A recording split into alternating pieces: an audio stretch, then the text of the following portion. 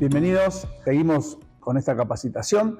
Hoy vamos a hablar del desarrollo de la fuerza en niños, en edades infantiles y juveniles. Un tema un tanto recurrente y con algunos tabúes que con el correr de los años se han ido modificando, se han ido corrigiendo, pero en los últimos 15, 20 años ha sido de gran exposición a nivel científico y académico en todo el mundo sobre los beneficios de la actividad física, específicamente de fuerza en edades infantiles y juveniles y que perduran a lo largo de toda la vida. Entonces es muy importante relacionar este aspecto y esta cualidad física específicamente en estas edades, en este desarrollo integral, en este desarrollo a mediano y a largo plazo que tenemos con nuestro alumno, con nuestro deportista, que en sí mismo lo que estamos dándoles es garantías y dándoles herramientas lo suficientemente sólidas para que la actividad física sea un hábito de vida y el deporte sea un medio para cumplir eso. Y si no es el deporte, el generar buenas sensaciones a través de la actividad física de manera saludable. Por lo tanto, esta cualidad en particular ha tenido un tratamiento diferencial con respecto a otras. A nadie se le ocurriría poner en tela de juicio que un chico salga a correr determinada cantidad de metros o kilómetros en una pista, en un sendero, en una montaña. Pero a la hora de decir, bueno, voy a hacer un poco de fuerza o pesas, como que la mirada estaba puesta de otra manera. Y también había, porque esto ha cambiado y hay que decirlo, un desconocimiento muy grande en cuanto a los profesionales de la actividad física y la salud. La formación académica de los profesorados de educación física no siempre atendían esta situación, tampoco las especialidades desde el punto de vista médico, cosa que ha ido cambiando para bien y que es bienvenido y que por supuesto ha contribuido a cambiar un poco el paradigma y a cambiar un poco el foco en donde estaba puesto esto. Entonces, tratando de generar algún tipo de conciencia, se han ido quebrando algunas barreras y se han ido bajando algunos mitos. ¿Sí? Ustedes van a ver en esta gráfica, habla sobre que el entrenamiento de la fuerza interrumpiría o tendría un factor negativo en el desarrollo del chico. Totalmente falso. ¿Por qué? Por todo lo contrario. Diversos estudios científicos, y los vamos a ver ahora en esta propuesta de capacitación, ustedes lo van a ver más adelante, van a ver un montón de trabajos de investigación en los cuales uno entiende, afirma y fundamenta que no es así. Otro mito, por ejemplo, el entrenamiento de la fuerza hará a las niñas más voluminosas. ¿Qué quiere decir más voluminosas? Que generarían una hipertrofia muscular con un agrandamiento de las fibras y del diámetro muscular. Totalmente falso, ya que el aumento de la masa muscular responde a una cuestión hormonal que tiene que ver con la testosterona, que mayoritariamente está en varones y no tanto en mujeres. La mujer produce testosterona, pero a escalas muy pequeñas, con lo cual esto indefectiblemente es falso. Y después habla de que si yo hago un entrenamiento de la fuerza en edades prepúberes, no voy a generar ningún cambio, ningún beneficio. Nada más lejos que eso, totalmente falso, porque lo que yo estoy generando son hábitos, aprendizaje técnico. No se olviden que los chicos en su segunda infancia, entre los 6 y los 10 años, su sistema nervioso está totalmente desarrollado. Por lo tanto, el aprendizaje técnico de los ejercicios, de las dinámicas de trabajo, son importantísimos. Así que bueno, destruyendo mitos sería esta parte de la charla.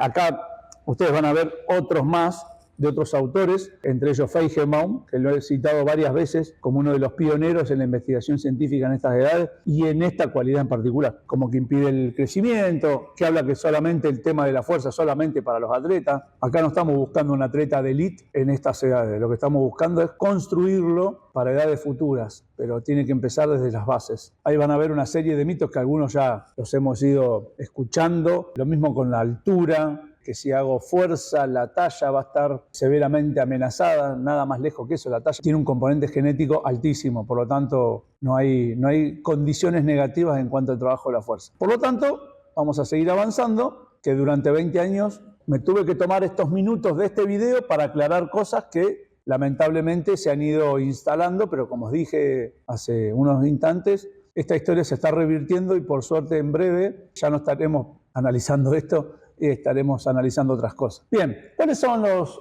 beneficios a grandes rasgos del entrenamiento de la fuerza? En primer lugar, ustedes van a ver 7 u 8 beneficios que tienen que ver con la seguridad, con el mejoramiento de la cualidad. Con ese mejoramiento de la cualidad, ustedes van a ver que la fuerza como que está en la base de una pirámide de construcción de cualidades físicas, donde de ellas se desprenden otras, como por ejemplo la fuerza, la velocidad, la resistencia, la coordinación, la aplicación de todo ese conjunto de cualidades físicas en un gesto motor, que puede ser un gesto deportivo o un gesto motor cualquiera. Por lo tanto, lo que voy a mejorar son mis habilidades motoras. Lo que generalmente se está hablando hoy en día de alfabetización motriz. Nosotros cuando vamos a la escuela y estamos en los primeros años de la escuela, somos analfabetos y nos enseñan a leer y a escribir. O sea, la lectoescritura es uno de los objetivos para salir de esa situación. Bueno, nosotros con la fuerza, con el acompañamiento de un docente,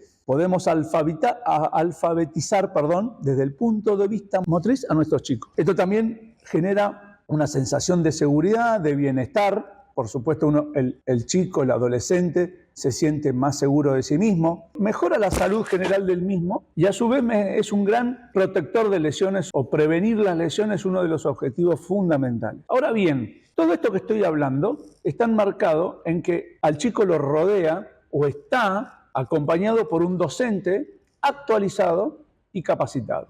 O sea que no es para cualquiera. Por lo tanto, acá el error humano es muy alto. El factor humano es muy importante y este docente, este profesor, este instructor debe estar capacitado en esta área de la actividad física, la salud y el deporte. Entonces, un programa de fuerza diseñado de manera correcta y supervisado me va a generar todos estos beneficios que ustedes están viendo en este momento. ¿Quiénes son los organismos o las instituciones que están avalando esta fundamentación? Bueno, ustedes lo ven en pantalla. Muchas sociedades de ortopedia, muchas sociedades de pediatría y entre ellas la Sociedad Argentina de Pediatría, que en el año 2018 elaboró un consenso que ustedes van a ver en este momento en pantalla. Ese consenso del año 2018 lo que hizo fue ordenar y poner blanco sobre negro sobre el entrenamiento de la fuerza en niños y adolescentes, los beneficios que tiene, que algo vimos, los riesgos, que también algo hablamos, y las recomendaciones desde el punto de vista práctico. Entonces, este consenso de la Sociedad Argentina de Pediatría es sumamente interesante e importante tenerlo en cuenta, porque ese comité científico lo que está dando es un real valor a esta cualidad física. Ustedes van a ver ahora algunas imágenes de deportistas de élite, como Javier Zanetti, como Roberto Carlos, jugadores de élite de la Liga Italiana y de la Liga Española, y ustedes ven que en el zócalo dice una lesión, 0 lesiones. O sea, producto del trabajo, producto de una metodología. Fíjense la cantidad de partidos que han tenido a alto nivel, y lo estoy relacionando, la formación integral con la élite, con el alto nivel. ¿Por qué lo estoy haciendo? Porque eso que nosotros vemos como algo de excelencia deportiva, que es la élite del deporte, en este caso el fútbol, en 2 ligas sumamente competitivas y profesionales, en algún momento tuvieron su camino de construcción en las bases. Entonces, tener deportistas de 36, 38, 40 años a alto nivel deportivo, con baja tasa de lesión, me da la pauta de que hay un trabajo integral a largo plazo que ha tenido éxito. Y le pongo más ejemplos. Ustedes ven en una imagen a la derecha Scola y Ginóbili en un sudamericano de básquet en el año 96 con 16 años. Emanuel Ginóbili se retiró con 40 años, Luis Scola se retiró con 42 años, los dos jugando a alto nivel y pasaron por toda la faceta del entrenamiento deportivo. Por lo tanto, estos chicos han tenido esa construcción y la fuerza ha sido base de esa construcción, con baja tasa de lesiones, con una longevidad deportiva sumamente interesante, con éxito deportivo en edades muy altas. O sea, Emanuel Ginóbili fue campeón de NBA con 38 años, Luis Scola subcampeón del mundo con 41 años, y en contrapartida tienen una nadadora como Summer McIntosh, una nadadora canadiense que ha establecido en este año 2024 récords del mundo con 17 años y ha sido campeona del mundo con 16 años. O sea, fíjense si no es importante empezar a desarrollar la fuerza en edades tempranas, porque este es un caso de talento, estamos hablando de gente con mucho talento, con gente con maduración precoz seguramente, pero lo interesante de este análisis es tener en claro que estos deportistas han tenido y están teniendo un proceso a largo plazo y la fuerza es un eje principal. Por lo tanto, no hay que tenerle miedo, sí hay que tenerle mucho respeto y ser muy consciente de lo que estamos trabajando. Ni hablar de Nikola Jokic, campeón de NBA, MVP de NBA, diferentes imágenes ustedes ven. Es un deportista que hoy tiene 24 o 25 años, pero en una de esas fotos, con 10, 12 años, con un estado físico bastante elocuente en la imagen, pero es un atleta de un nivel técnico y táctico y de 2,15 metros aproximadamente que no se encuentra. Y es uno de los jugadores que más partidos juegas por año. En la NBA, que juegan 80 partidos, 82 partidos mínimo por año. Y es un atleta con baja tasa de lesión. Evidentemente hay un desarrollo integral de la fuerza que está favoreciendo esto. Bueno, hecho este análisis, ustedes van a ver ahí que el engranaje de la fuerza, como les decía hace un momento, tiene que ver con una centralidad muy importante, donde las diferentes subcualidades de la fuerza y las cualidades físicas están involucradas, incluyendo las habilidades motoras. Esto es muy importante establecerlo porque, como les comentaba, uno de los objetivos de la fuerza es el bienestar general y además es el mejoramiento de las demás cualidades. Vamos a hacer una revisión ahora de algunos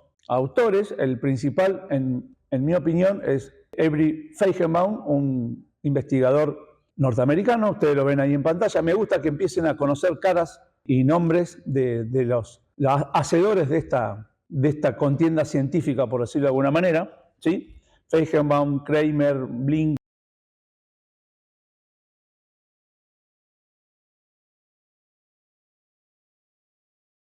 Muy precisos en que el factor humano es el principal a la hora de los beneficios y los riesgos del trabajo de la fuerza. Con esta revisión, ¿de dónde nos agarramos con aquellos mitos que hablábamos al principio de la charla? Y con estudios de investigación que de manera apresurada han llegado a conclusiones que no han sido las mejores, diciendo que el entrenamiento de la fuerza en edades tempranas era contraproducente. En realidad, lo que estaba en duda ahí era la metodología de trabajo, no el desarrollo de la fuerza, sino la metodología. O sea, una metodología errónea, inadecuada, inapropiada y con una supervisión y un diseño de dudosa procedencia hace a que tenga grandes problemas. Bueno, desde la década del 60 y del 70 venimos arrastrando esa mitología que, gracias a Dios, ha ido cambiando y se ha ido transformando. Fíjense este dato, Feigenbaum ha publicado más, pero cuando hicimos el corte de esta investigación, de los 18 estudios publicados, 16 habían tenido grandes mejorías de la fuerza, solamente en 2 no habían encontrado, pero eso tiene que ver con el diseño o con el tipo de trabajo que se está buscando. Folke Tenenbaum, en una de sus conclusiones de los tantos trabajos de investigación, llega a esa conclusión de que no hay ningún informe sobre fracturas óseas si el programa de fuerza está bien ordenado y diseñado. Blinky, entre otros investigadores, concluyen además los beneficios de la subcualidad de la fuerza, como la fuerza máxima, la fuerza relativa. La fuerza relativa relaciona el peso corporal con el volumen de trabajo. Y para terminar con esta revisión, Kramer y Fleck concluyen que las lesiones músculo-tendinosas se ven reducidas y en el caso de tener algún tipo de lesión, las estructuras deportivas y de sostén están totalmente a salvo, por decirlo de alguna manera. Por lo tanto, la prevención de lesiones y el riesgo es sumamente importante en esta secuencia. Fíjense esta conclusión en un libro ya de unos años que ha tenido varias reediciones de investigadores españoles, González Vadillo y Rivas Serna. González Vadillo se ha dedicado muchísimo al entrenamiento de la fuerza en deportistas de élite. En sus libros tiene capítulos específicos de entrenamiento en niños y adolescentes, y él hace como una especie de manera irónica diciendo, bueno, si tengo que esperar hasta, como se decía antiguamente, hasta los 16, 17, 18 años, porque supuestamente el chico ya creció, ya maduró, si tengo que esperar hasta ese momento para entrenar la fuerza, me he perdido aproximadamente entre 8 y 10 años de las mayores riquezas y de las mayores ganancias de fuerza y de subcualidad de la fuerza que el ser humano pueda tener en su vida. Entonces me he perdido esa edad de oro, esa fase óptima de mejoramiento de la fuerza, si le tengo que hacer caso a ese concepto un tanto antiguo que teníamos, ¿verdad? Por lo tanto, hemos perdido el tiempo, básicamente. Entonces, ustedes fíjense ahora, van a ver una tabla de crecimiento y maduración, como la curva va descendiendo y hay una aceleración que se llama pico de crecimiento en altura y peso, que en mujeres se da aproximadamente entre los 12 y los 13 años y los varones 2 años después, que esas curvas son bastante similares. Fíjense, cuando yo relaciono, el incremento de la fuerza del año tiene la misma curvatura, o sea, empieza a crecer la fuerza tanto en el tren superior como en el tren inferior ya 2 años antes de ese pico de crecimiento en altura y peso, o sea, las mujeres a los 11 y los varones a los 13. ¿Y cuándo finaliza ese crecimiento exponencial de manera firme y sostenida? Casi 2 años después de ese pico de crecimiento en altura y peso. Estamos hablando que las chicas empezarían a los 11, finalizarían a los 15, 16. Los varones empezarían a los 13, terminarían a los 16, 17. O sea, relacionando este concepto con lo que acabamos de ver de Vadillo-Serna, tiene lógica y tiene sentido empezar a mejorar esta cualidad a edades más tempranas. Por supuesto, antes de la prepubertad. Fíjense este estudio de investigación donde Feigenbaum lo que hace es dividir un grupo en dos. Un grupo trabaja la fuerza, un grupo no hace absolutamente nada. Los dos grupos son muy parecidos en edad, en cantidad de chicos prepúberes, ¿sí? Tanner 1, y chicos con algún tipo de crecimiento de incipiente maduración biológica y sexual, que sería Tanner 2. Los dos grupos, o sea, la totalidad de los chicos no tienen experiencia en entrenamiento de la fuerza, por lo tanto, a la hora de seleccionarlo, la muestra era totalmente homogénea, en edad, en talla, en peso. Entonces lo único que hicieron fue separarlo y a uno darle un estímulo de fuerza y a otro absolutamente nada. Los evaluaron antes de empezar el estudio, los evaluaron ni bien finalizó el estudio y a las 6 semanas de finalizar el estudio. Perdón, a las 8 semanas de finalizar el estudio. Y fíjense que eran 2 entrenamientos por semana, durante 8 semanas. Estamos hablando de 16 estímulos de 40 minutos aproximadamente, donde había una determinada cantidad de ejercicios, con una entrada en calor con zona media, se evaluó, ya les dije, al principio, al final, al mes de haber terminado el estudio y a los 2 meses de haber terminado el estudio. Y estos son los resultados. Fíjense el grupo experimental, las ganancias de fuerza que tuvo. El porcentaje de progreso en línea roja está claramente por encima del 60%. Y en algunos casos hasta mejoran el 90% de la fuerza. Ahora, fíjense el grupo control en línea azul, habiendo hecho absolutamente nada, mejoraron un 15%. O sea, hacer nada mejora un 15%. ¿Por qué? Porque el chico está creciendo. O sea, en aproximadamente 3 meses un chico sin haber trabajado la fuerza, mejoró la fuerza un 15%. Ahora, cuando lo estimularon, esos porcentajes se cuadruplicaron. Estamos hablando de 4, 5, 6 veces más. Por lo tanto, no cabe ninguna duda que el mejoramiento del entrenamiento de la fuerza debe estar coordinado, supervisado y diseñado de manera correcta. Fíjense de manera concreta un ejercicio en la cantidad de kilos que mejoraron, la curva es similar entre el grupo experimental y el grupo control. Feigenbaum, unos años después, dijo, bueno, ya está probado que la fuerza mejora. Ahora, ¿qué fuerza o qué subcualidad de la fuerza mejora aún más? Entonces, dijo, yo creo que la fuerza explosiva es una de las subcualidades de la fuerza que un chico a edades infantiles y juveniles debe trabajar. ¿Por qué? Porque el gesto motriz se da de manera explosiva. El patear un balón, el hacer un pase, el lanzarme una pileta desde el cubo, son gestos explosivos, ¿sí? El cambio de dirección en rugby, en hockey, en fútbol, en handball, la entrada de la pala en una prueba de velocidad en canotaje, son todos gestos motores explosivos, relacionados con la coordinación y con la velocidad. Por lo tanto, la fuerza es muy importante. Ahora, ¿qué hicieron? 2 grupos. Volvió a ser grupo control, volvió a ser grupo experimental. Un grupo entrenó la fuerza desde el punto de vista explosivo a través de la pliometría, a través de los saltos, y otro grupo entrenó la fuerza y la flexibilidad. Durante un periodo de 6 semanas, 2 o 3 estímulos semanales, o sea que no eran muchos entrenamientos, eran solamente entre 12 y 15 estímulos semanales, y ustedes ven ahí, la muestra también está bastante uniforme en edad, en masa corporal, en talla, y armó un protocolo de evaluación que incluía saltos, desplazamientos, sprint, test de velocidad, test de flexibilidad. Muy bien. ¿Cuáles fueron los resultados? Ahí tienen los resultados. Con las flechitas que ustedes ven ahí en color celeste, están marcados las diferencias significativas entre el grupo experimental y el grupo control. el grupo que hizo el trabajo pliométrico contra el grupo que hizo el trabajo de flexibilidad. Ahora fíjense, el grupo que entrenó la fuerza explosiva mejoró claramente el salto en largo sin impulso, mejoró el test de ir y volver de 5 metros, que eso que implica una aceleración, un freno, un cambio de sentido, una nueva aceleración.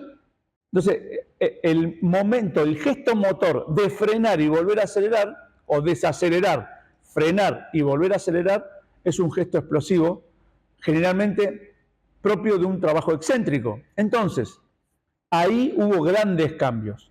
Lo mismo en miembros superiores a través del lanzamiento del balón medicinal. Y si ustedes ven abajo, en el último cuadrito, lo que es flexibilidad, los dos grupos mejoraron. Por supuesto, el grupo que trabajó flexibilidad mejoró más, pero en el mismo sentido como el trabajo anterior, al no hacer nada mejoró igual. O sea, al no hacer un diseño de trabajo de flexibilidad, al mejorar la fuerza explosiva, mejoró la flexibilidad. Fíjense que pasó de 18.4 a 21.2. ¿Sí?